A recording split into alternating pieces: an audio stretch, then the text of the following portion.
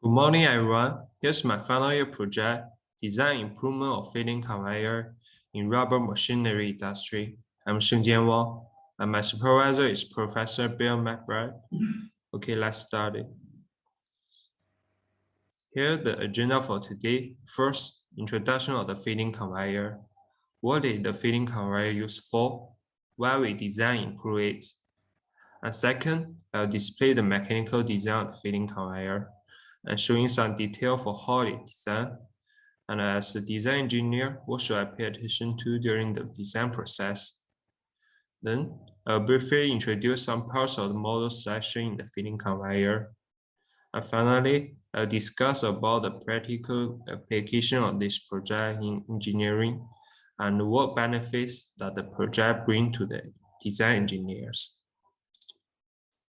During the operation, the feeding conveyor will deliver the unqualified mixing rubber strip to a extruder machine for further processing.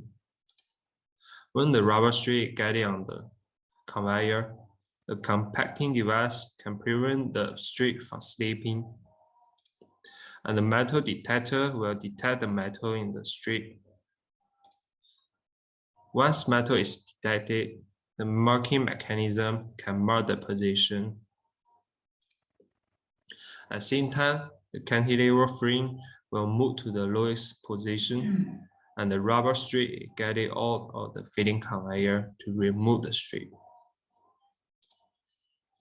The reason to design improve the feeding conveyor is work as a real design engineer to solve the problem in the real world situation. I'm going to meet the size requirements so the feeding conveyor can be placed in the specified size of space, and to meet the function requirement from the customer, preventing the rubber strip from slipping, detecting the metal impurity, and marking the unqualified rubber strip. Then, to choose the parts with better performance, such as gear motor, cylinder, bearings, to reduce cost and improve production efficiency. For mechanical design, according to the technical specification signed with the customer to complete the design, and the size of feeding conveyor should be placed in the specific location. All fastener assemblies designed for SolidWorks conveyor are shown, and the table is the whole size for matrix bolts in SolidWorks design. Okay, and let's see the mechanical design of the feeding conveyor in SolidWorks. Here's the model of feeding conveyor. 1/3 of my time in the whole FYP was spent on building this model. There are 5 main parts. First, the main body of the conveyor. For the belt, we chose the modular plastic belt from the company of Introlux and select the corresponding sprocket. I had the belt first so you can see more clearly. Here the Introlux sprocket.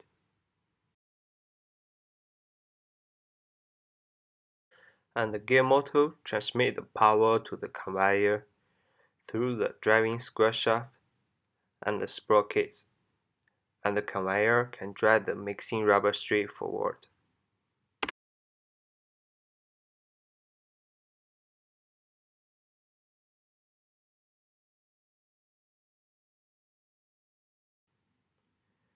In the main body, I also designed the tighten components. It can tighten modular plastic belting by adjusting the screw. Here we are.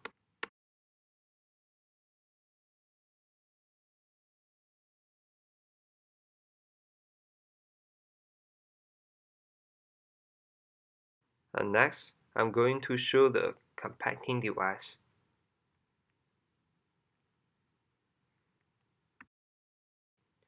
The primary function of it is to press the mixing strip and guaranteeing the strip does not slip.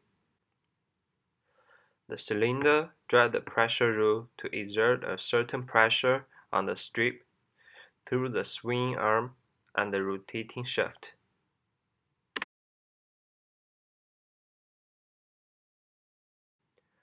and the position detect sensor will be installed to detect the lift and fall of the pressure rule. Third one is the metal detector. The separated metal detector was designed because it can effectively improve the detection accuracy and prevent the effects of vibration.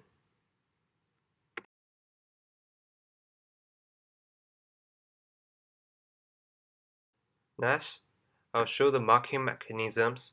It is used to marking the unqualified rubber strip. Once the metal detector detected the metal, the cylinder applied force to the needle well, and the chalk is inside the orange case, and the push rule pushes the chalk toward the needle well by gravity. Last, in the speed regulating device, the function of it is to let the rubber strip get it out of the feeding conveyor. Then it's easy to remove the strip when detect the metal.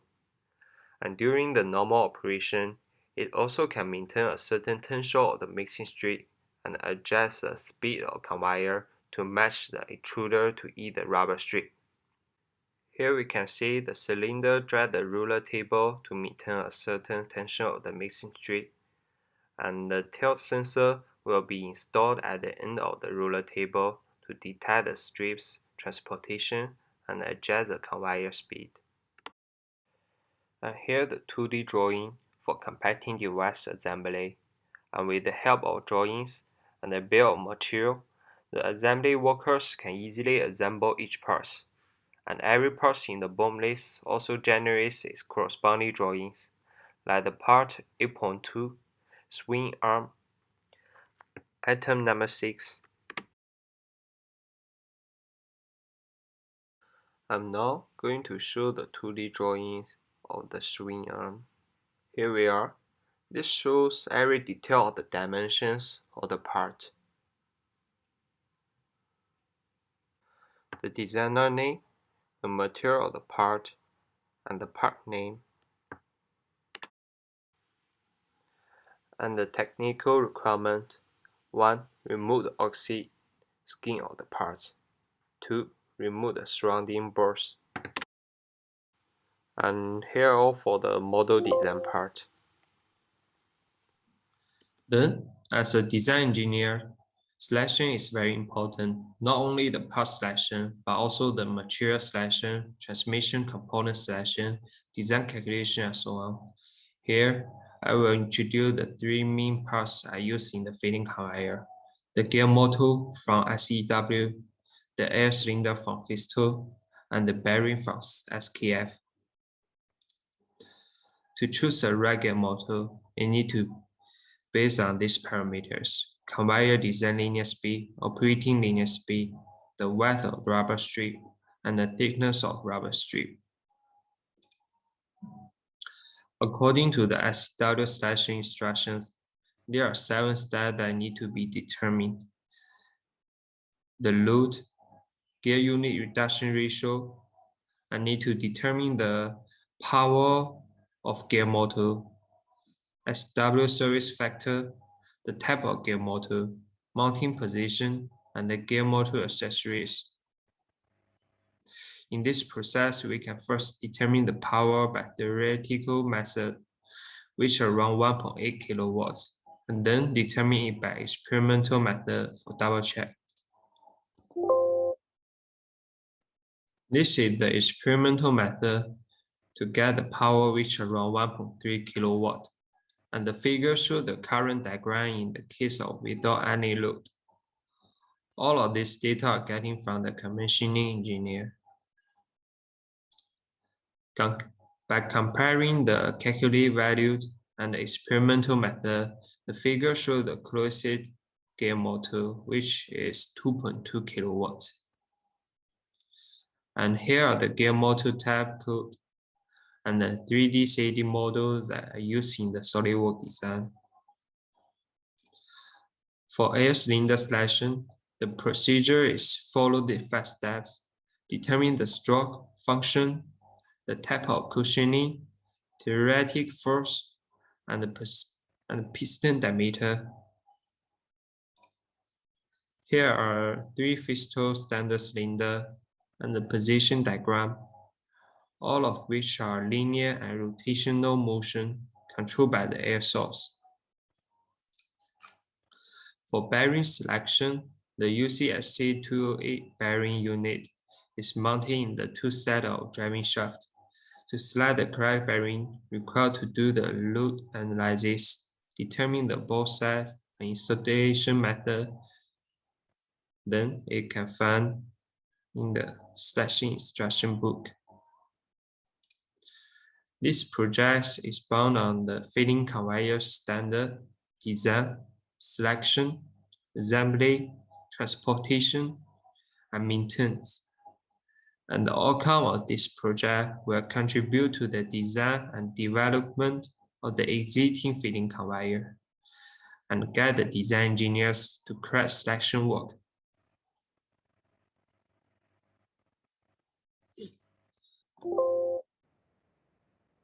Finally, I would like to thank Professor Bill McBride and all the great engineers at MaxNet Company. Really helped me a lot. Okay, that's all for my final year project. Thank you.